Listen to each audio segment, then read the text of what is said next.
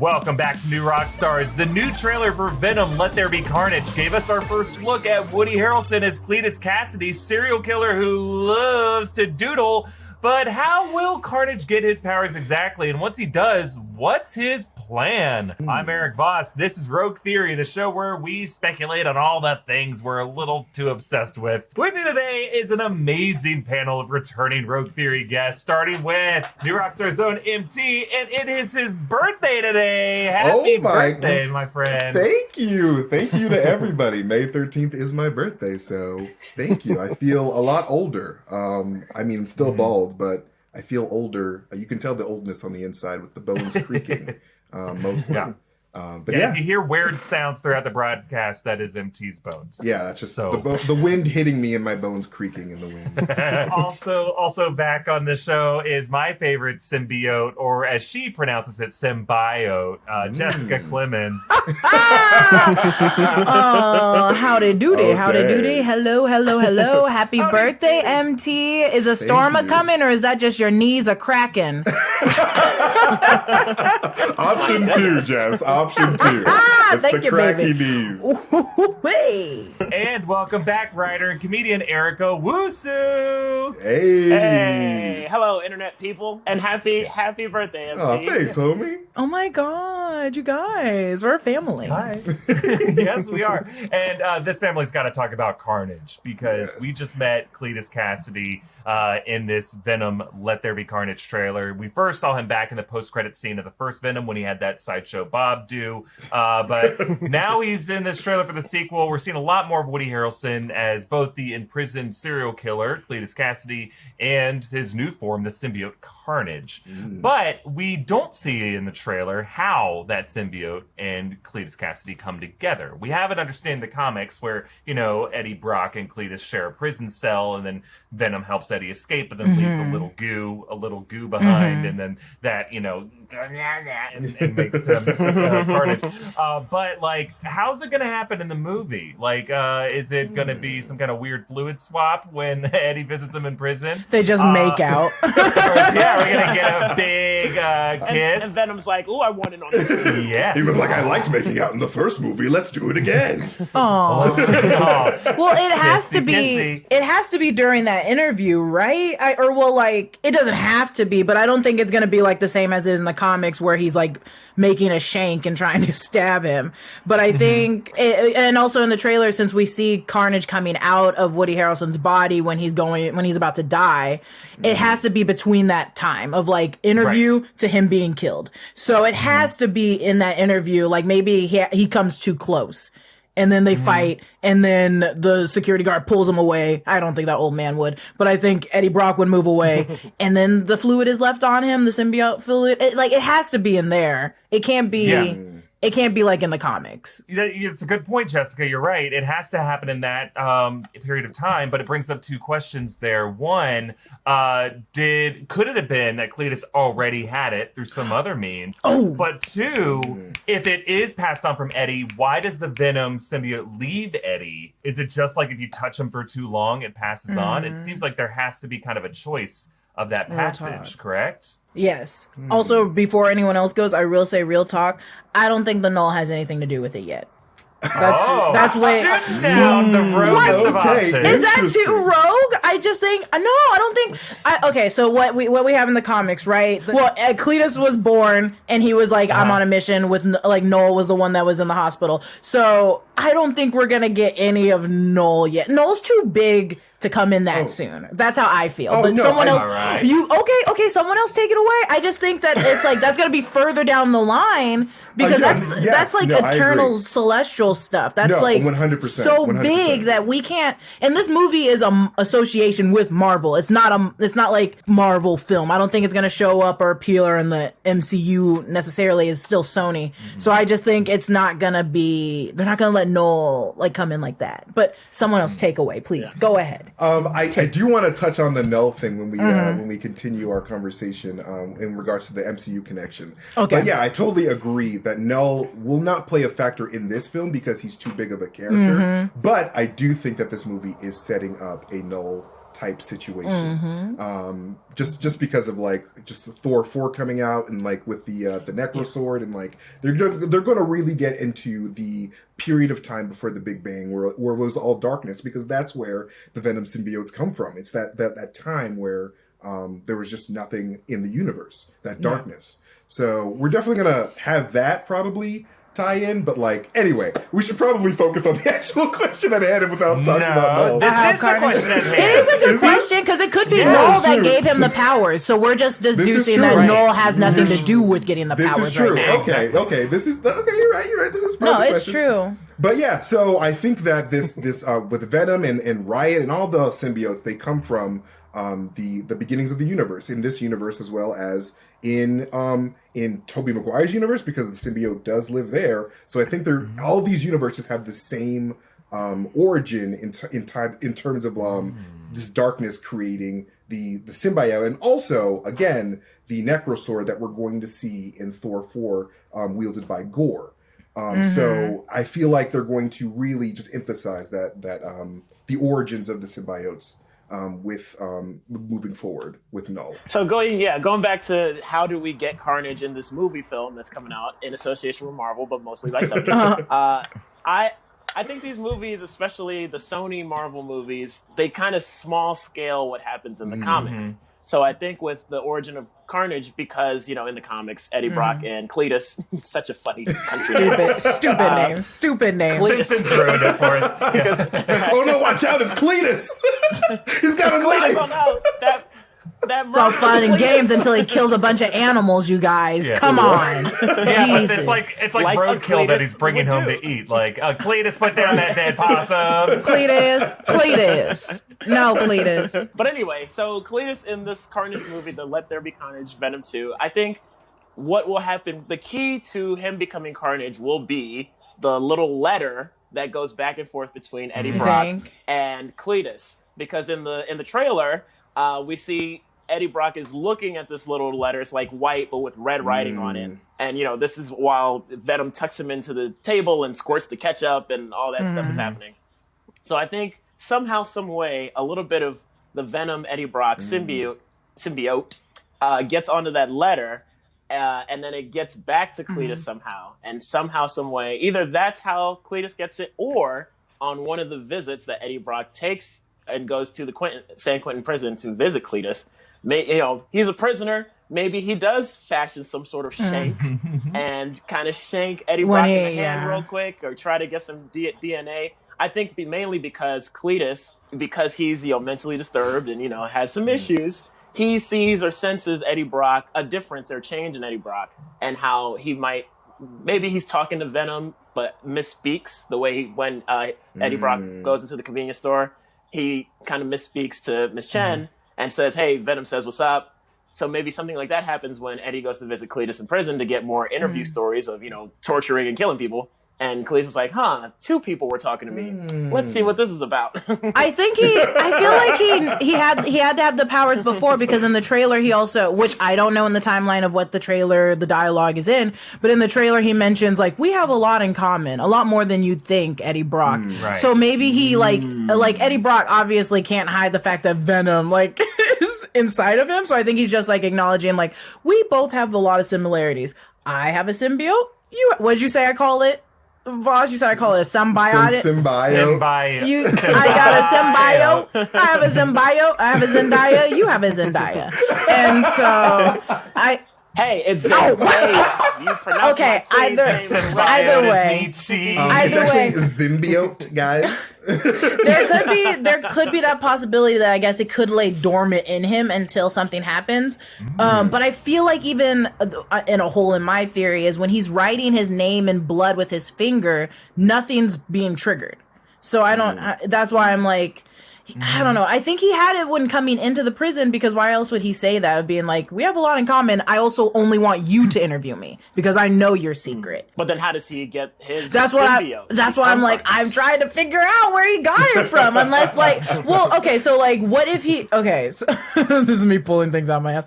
So the symbiote is basically, he could have got it from anything, essentially. It It could have been attached to someone else, a host prior that didn't work. And and when he was on a killing spree, maybe it attached to him and lay dormant.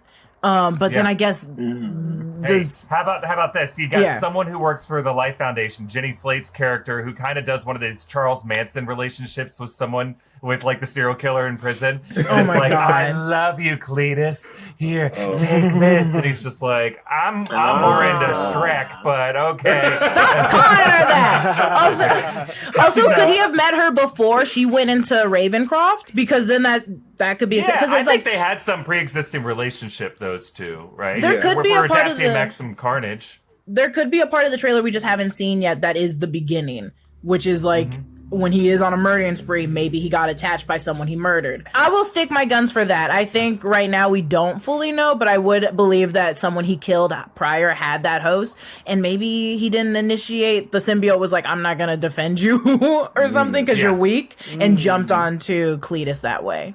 Yeah, that's my guns. I think you're right with the timeline there, Jessica. I don't think Cletus Kasady was Carnage yet. I don't think he had the symbiote yet when Eddie visited him in that post-credit scene, just because he would have escaped. You know, if he already had the capacity to do it, he would have escaped. But I do think, like, he has this idea of Carnage in his head. He's just a deranged, deranged, sadistic killer. So, but what I do think is that somehow through this connection with Eddie, I think we're done with the Life Foundation for now, even though they did have some of the other ones. It was really only that Riot symbiote that was successful, I think.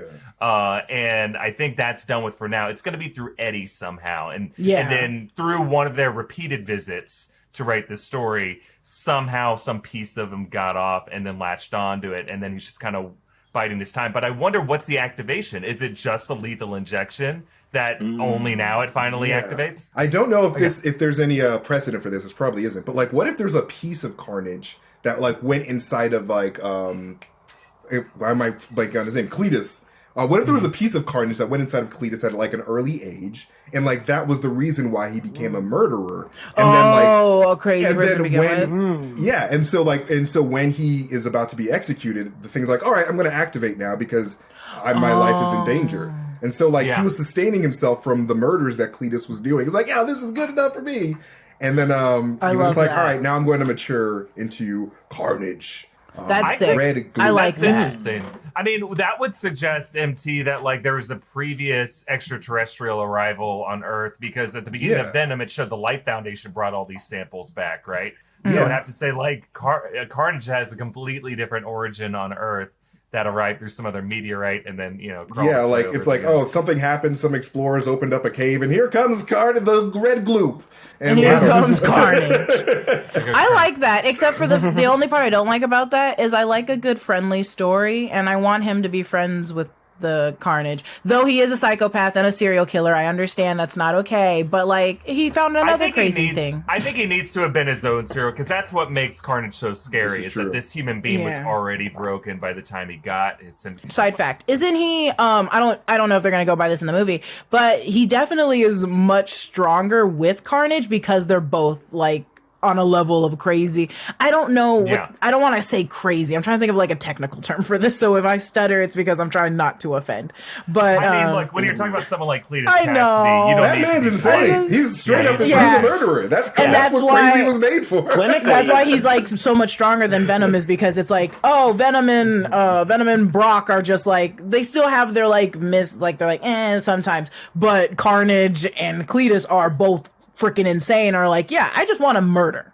Like, I just want to kill. I want destruction. So I think they do need each other. That's how they like find each other. So I do agree with you, MT. I think that'd be fun if that's like, we've been friends forever. Like, we've been crazy together. But yeah, I just think that's a side note that is also important to keep. But we should talk more about Knull, because MT, I think you are right on that front. I think that's going to inform some of what Carnage's plan is. Like, imagine, why do you cast Woody Harrelson? That guy's so aloof and detached from reality. He's kind of a hippie, and that's what's so fun about him. Like, you can imagine, you can give this guy any dialogue and he'll just make it sound sensible, as if this is something he's believed to his core. Like, I keep picturing Woody Harrelson in that movie 2012, where he's just like up in a mountain cabin somewhere on a radio, just like, this is what I promised you folks, it's coming true. But like that guy can make it work, and like imagine once he gets infected with this symbiote, and like somehow he just starts hearing voices, and that voice from beyond is the voice of Knull telling him, he's like, no, you have to make drones, build me an army, build me a following, build me a flock or whatever. Like that, I kind of feel like that's going to inform. It's not just going to be Carnage just like burn the world down. I think he's going to try to establish his own world order. And would Carnage do that? Yeah. Well, I guess what he does in Absolute Cletus Carnage would, but I don't know if Carnage would. Carnage would be like, well, I'm just going by the Absolute Carnage run where he's in San Francisco. He's taking over homeless people in San Francisco, and he's kind of building a deadly army of drones. It's just trying to like destroy everything. But like it's his own kind of like it's its own nihilistic approach to what Knull believed. Like he kind of subverts and dethrones Knull and what they wanted, I think. And what, I mean, correct me if I'm wrong, MT. I think you know that better than I do. I mean, like, I as far as I know, Knull's main goal was to basically the Dark World thing, where like just bring the world back to darkness, back to the time before the Big Bang. So I haven't read Absolute Carnage, which is like something on my to-do list for this week. It's very fun. I couldn't tell you, but like I know I've been doing my research on Knull, and I know that Knull and Malekith are very similar.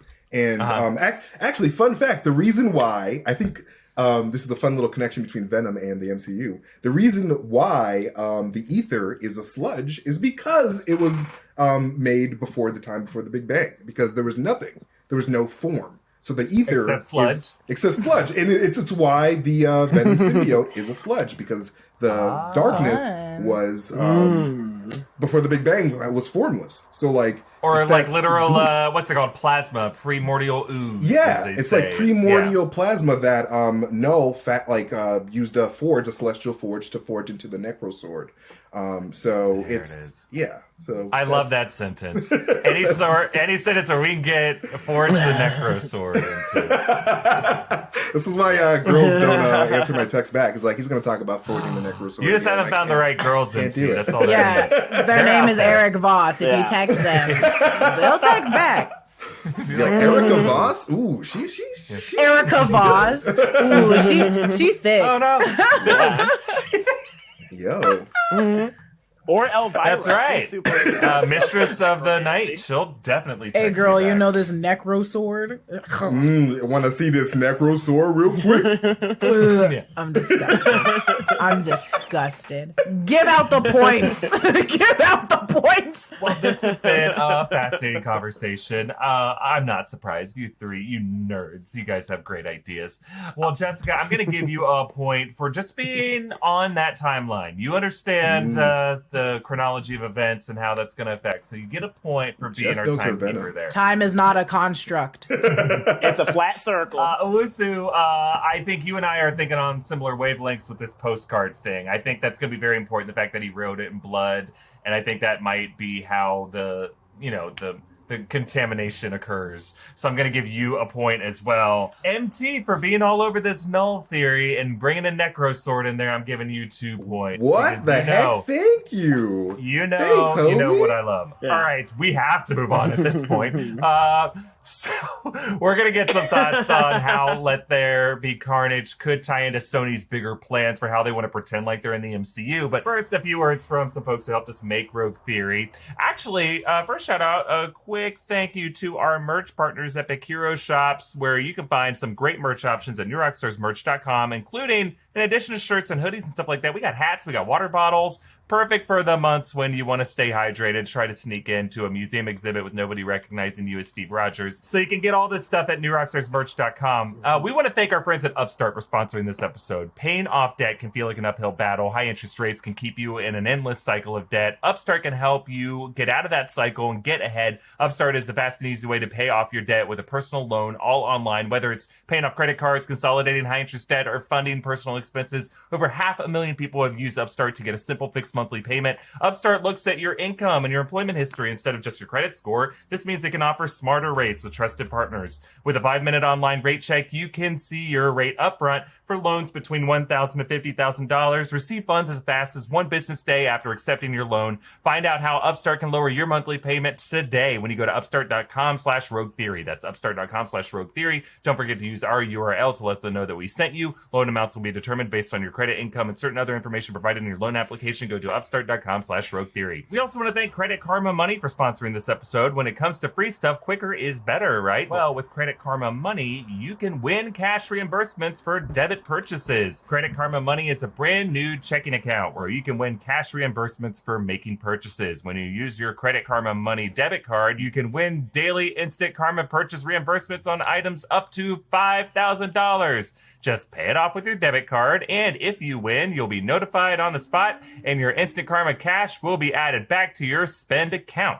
Credit Karma Money has given away over $3 million in instant karma to over 50,000 members. Open your FDIC-insured spend account for free. There's no minimum balance requirements, no overdraft fees, and free withdrawals from a network of over 50,000 ATMs. Right now, visit creditkarma.com/winmoney to open your free account and start winning instant karma. Go to creditkarma.com/winmoney to sign up for free and start winning with instant karma. That's creditkarma.com/winmoney. Instant Karma, sponsored by Credit Karma. No purchase necessary. Exclusions and terms apply. Banking services provided by MVB Bank, Inc., member FDIC. Maximum balance and transfer limits apply. Yeah. And, of course, we got to thank our friends at Blue Chew for sponsoring us. Blue Chew has a unique online service that delivers the same active ingredients as Viagra and Cialis, but in chewable form and at a fraction of the cost. Blue Chew is an online prescription service, so no doctor's office or pharmacy trips. It ships right to your door in a discreet package. You sign up at BlueChew.com, consult with one of their licensed medical providers, and once you're approved, you receive your prescription within days.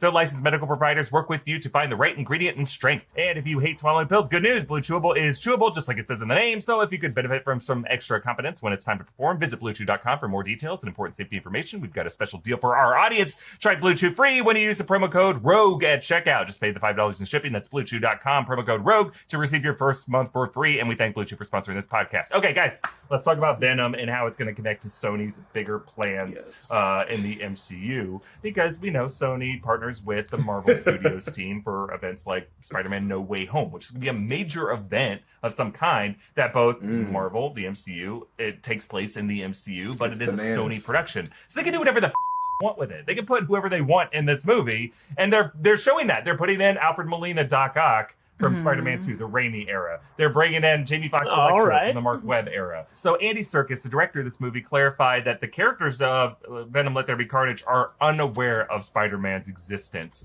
But what's a little confusing to a lot of people is we got this other movie, Morbius, the Living Vampire, coming out with Jared Leto, and that trailer came out early 2020. And, you know, in that movie, Sony appears to try to make that super tied in with the MCU. Like, we got Michael Keaton, the MCU's Vulture, going to appear in this movie. All these other clues pointing to Spider-Man being the accused murderer that he was at the end of Far From Home in the MCU. So how is Venom Let There Be Carnage going to thread this needle? Is it going to tie into Spider-Man No Way Home at all? Do we think No Way Home might reference the events of Venom 2? Do we think Venom or Carnage could show up in No Way Home? I think that if anyone's going to show up anywhere, it's probably going to be Peter Parker showing up in the Venom universe, being like, listen up, Eddie, we need your help, and that's all we're going to get. And then, like, they're just going to figure it out between then and their Spider-Verse plans. But I think that, like, the main thing that we're going to get from Venom 2 is just a Spider-Verse tease. Because, you know, you're right, like, people are confused as to what universe Venom is even in, and then, like, why are they even making Venom movies if they don't seem to line up with these future Spider-Verse plans? So I think that this movie has sort of like almost like an obligation for Sony to be like, oh, okay, guys, here's where Venom is in regards to our own whole plan. So yeah, I think we're going to see Tom Holland show up at the very end and be like, hello, everybody, it's me, Tom Holland. It's me, American Tom. I agree with MT. I know, wild. But I agree with MT, I think, ultimately. But wouldn't it suck to have another situation where we have Tom Holland showing up and just saying like, Eddie, we need you. And it's the same as we got with Childish Gambino. I hate to be the bearer of bad news, but I think it's going to be a fun side movie for us fans that love Venom. I think it's just going to be like, you guys can go to Venom. It's going to be great. You can also go to the old Fantastic Four. It's going to be great, but it's not going to be associated with what's going on in the MCU right now. I think it's just going to be a movie on the side. And I also felt that way a little bit about Morbius, but I understand why like Peter Parker is like the medium for all of this, but I just think it's just like did you like this person? We're giving them a movie. Well, Morbius might pop up in Blade way down the line, but I think they might troll us in this next Morbius movie by having Wesley Snipes just pop up for no reason, but not be Blade. Yeah, I don't think he's like a bank teller. The realist in me kind of sides with you there, Jessica. I think realistically, Andy Serkis is directing a movie for Sony, and John Watts is directing a movie for Sony as well. But like, he's more tied in with Kevin Feige and his plans. But like, what's weird is in both of John Watts' previous Spider-Man movies, I want to talk to who on that set is putting in these little references to the Raimi era. Like, the fact that they had that sign for, Bonesaw McGraw in Far From Home. It's like, someone there who decided to put J.K. Simmons at the end of Far From Home. Was that John Watts? Was that Amy Pascal? Was that Avi Arad? Like, there's someone at Sony who wants this interconnectivity to happen.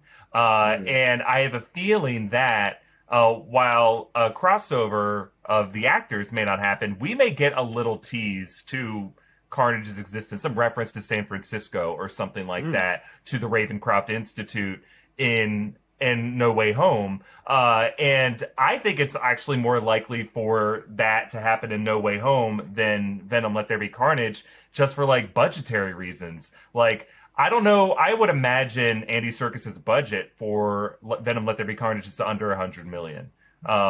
Those movies, they're not spending a lot of money on them, but Spider-Man No Way Home, that's going to have over $200 million, maybe close to $300 million budget. Sony is going to pour money at this, especially now that Disney's co-financing it for 25%. They're going to be like, oh, now we basically have 20% more of a budget we didn't have before. Great, let's spend that money to make this a huge movie and cross in everything we can. Yeah, it did really well. So Venom 2 was inevitable. And they even teased Cletus at the end of the first one. So, but I think Venom 2 will function a lot like the Disney Plus TV shows, where they're giving someone a side character who's not a main MCU person their own kind of time to shine. So this will kind of function like the Captain America Winter Soldier of the Sony-verse in association with the Marvel-verse.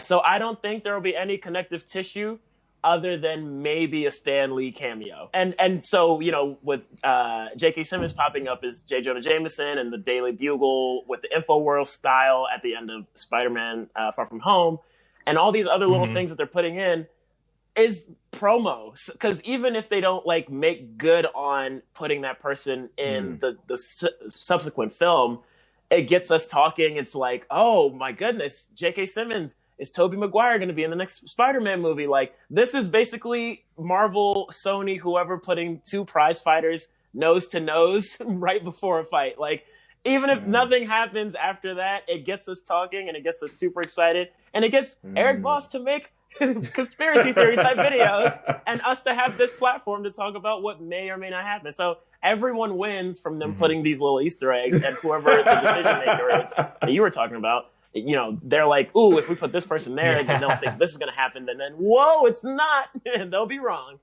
Owusu, I'm just going to give you the point right now. I think you hit the nail on the head. That is exactly really what Sony is doing. What? I don't think they think that far in ahead. I think they're just like, it'll be fun.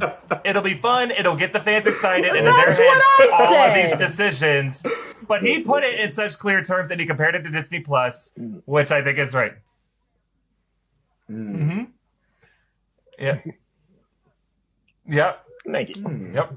But I do think, cynically, that is it. I think they just look at it all as fan service. And they're like, let's just give something to the fans. And I don't think they think that broadly about the implications of it, which is fine. And you're right. It does give us more things to talk about here on YouTube. So Owusu gets the point. But we're going to move on to Rogue questions because we have some questions I want to hear from you guys about. First off, James Gunn teased this week that there will be multiple post-credit scenes to his Suicide Squad film later this summer. So I want to know from you, what is your most rogue guess for what will be in one of those Suicide Squad post-credit scenes? Well, hopefully, it's a post-credit scene with Ratcatcher because she survived, because she's my favorite character in the whole team. And if she dies, I'm going to be heartbroken. I got one. I think Nathan Fillion's probably going to be the first one to go. And when Nathan Fillion goes, I think he's going to get blown up and they're just going to assume he's dead. And then the post-credits, he's going to be alive. But then King Shark eats him. I like it. I think they're going to put in Deathstroke for zero reason. So on that one, I'm going to give Jessica the point. I think that was a good idea of having King Shark eat the detachable kid. I think it'd be funny. All right. Second question. Walking Dead creator Robert Kirkman is producing a movie about Renfield, Dracula's assistant, written by former New Rockstars guest Ryan Ridley. Oh, that's And I think he wrote on Invincible as well. That guy's great. Oh, shit.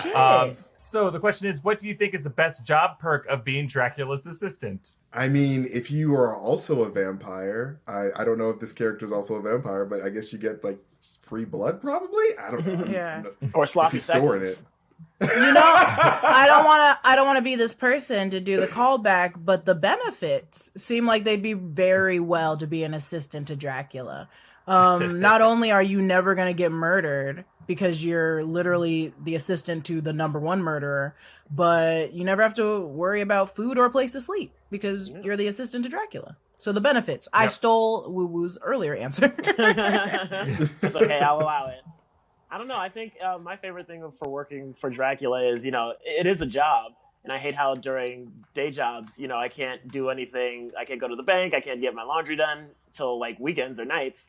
But now it's only daytime hours I have available. So that's great. That's a benefit for me. That sounds awful. You're like, I get to do everything in the morning and everything at night. Yeah, agreed. So I'm going to give that point to MT. I think the extra blood is the benefit there. Making MT our winner of this episode. Ooh. Birthday boy Just win. because you're a cheater. Hey. I lied. It's not actually my birthday. I only said it to win. I knew it. Just kidding, no. That's true. We should have checked your driver's license. According to the bylaws, if you lie about it being your birthday, it still counts. Okay. All right. No, it's actually my birthday. Thank you. Can we do a rogue theory on my birthday? Sure. Well, that's it for this episode of Rogue Theory. I want to thank all of our guests, MT, Jessica Clemons, Eric Owusu. Follow all of them on their social media. Support them in their many projects. You can support our channel by checking out one of our many great merch options at newrockstarsmerch.com. Follow me at EA Voss. Follow New Rockstars. Subscribe here on YouTube, and we'll see you next time. Bye-bye, everybody. Bye, sweetheart. Later.